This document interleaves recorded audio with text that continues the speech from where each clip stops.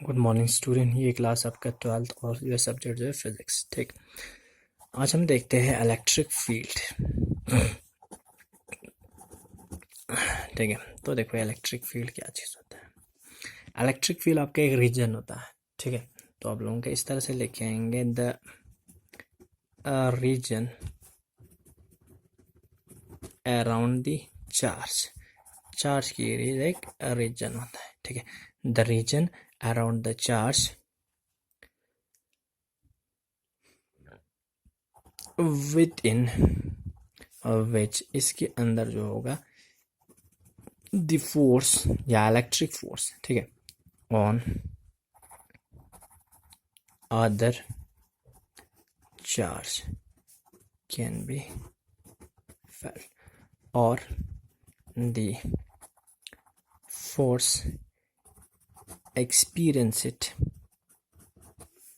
by other charge.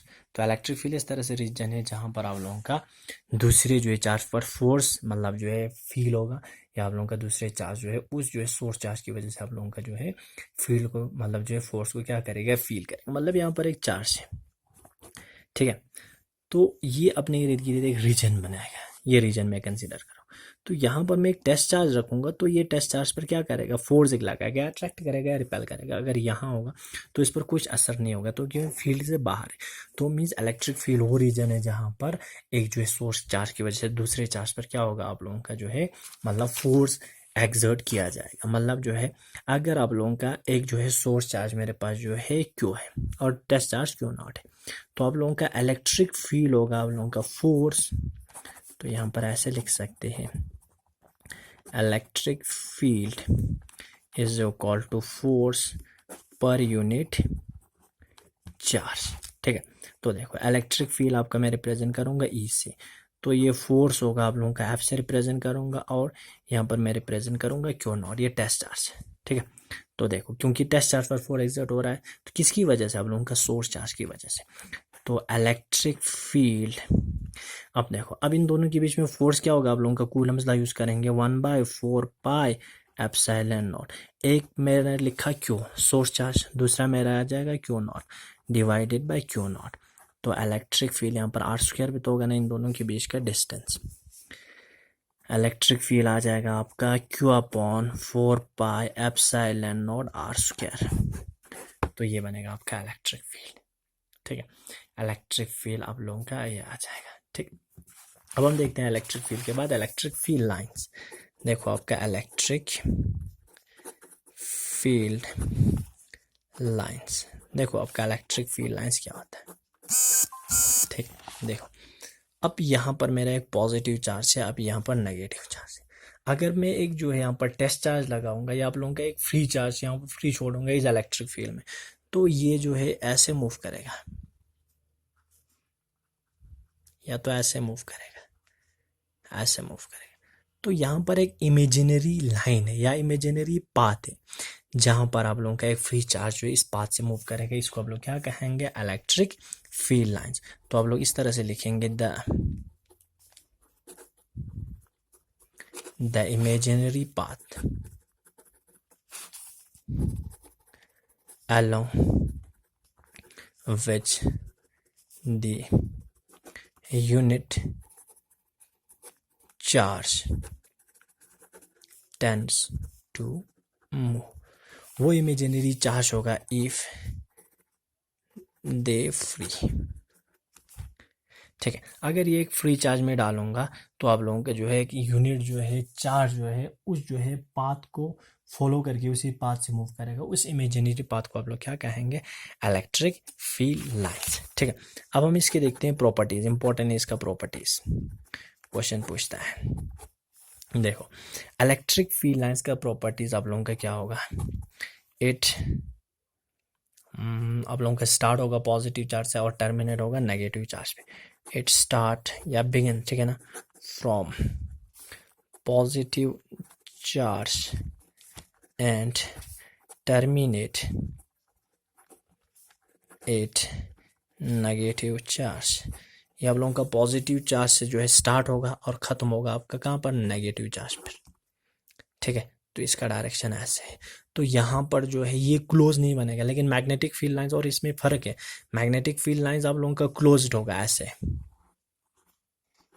ये आप लोगों का क्लोज नहीं, यहाँ से शुरू हो जाएगा, यहाँ पर ख़त्म है, मतलब आपके कंडक्टर के अंदर इलेक्ट्रिक फील्ड नहीं है।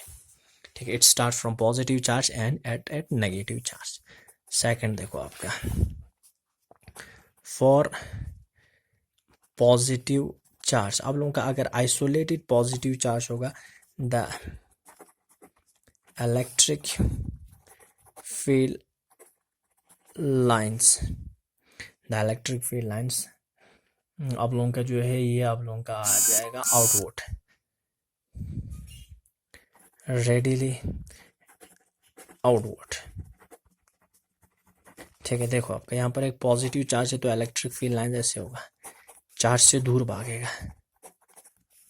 ठीक है, थर्ड देखो आपका, फॉर नेगेटिव चार्ज द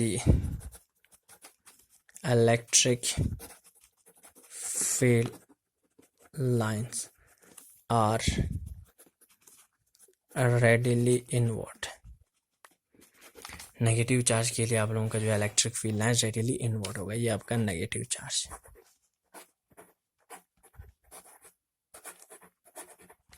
ठीक है, तो ये बनेगा आपका नेगेटिव चार्ज।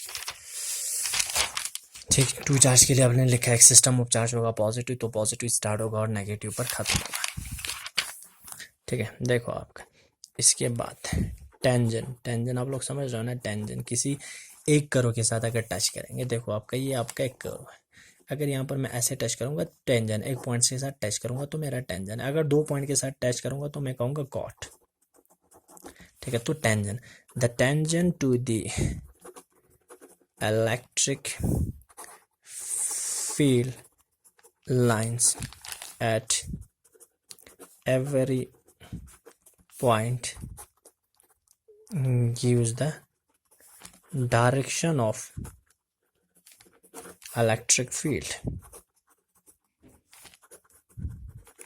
अगर आप लोग टेंजेंट ले लोगे किसी भी पॉइंट पर, जैसे कि आपका ये मैग्नेट इलेक्ट्रिक फील्ड है, ठीक है ना, तो ये भी इलेक्ट्रिक फील्ड है।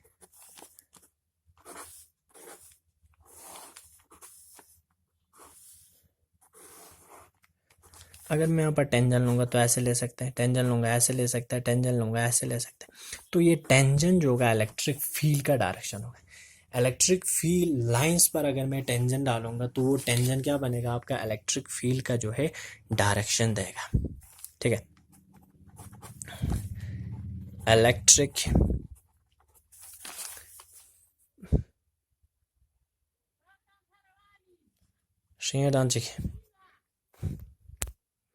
इलेक्ट्रिक